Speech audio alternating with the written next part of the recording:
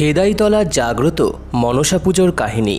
নমস্কার বন্ধুরা, স্বাগত আমাদের চ্যানেলে। সম্পূর্ণ তথ্যটি সংগ্রহ করা আপনাদের কাছে অনুরোধ, ভিডিওটি আপনারা সম্পূর্ণ দেখুন।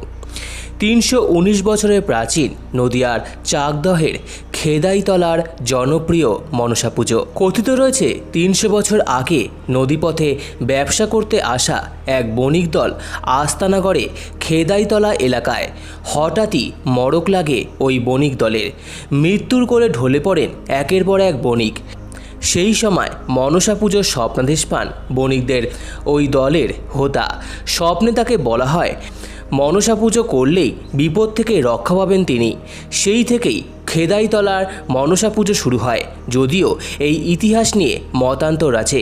দেবীকে ভোগ হিসাবে ফল ফলাদি, মিষ্টান্ন, নৈবেদ্য এছাড়া দুধ কলা নিবেদন করা হয়। খেদাইতলার মেলার বিশেষত্ব সাপ আর সাপুড়ে, তাই এর নাম খেদাইতলার সাপের মেলা।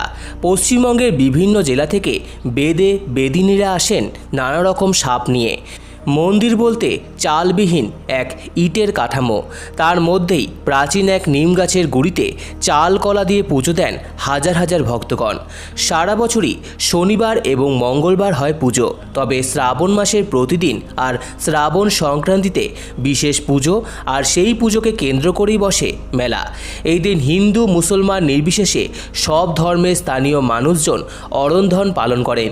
সেই অর্থে এক সম্প্রীতির উৎসবও বলা হয়। এই মেলা সব অর্থেই এক গ্রাম্য মেলা। এই দিনের মেলা হলেও মেলা চলে প্রায় 3 থেকে 4 দিন ধরে।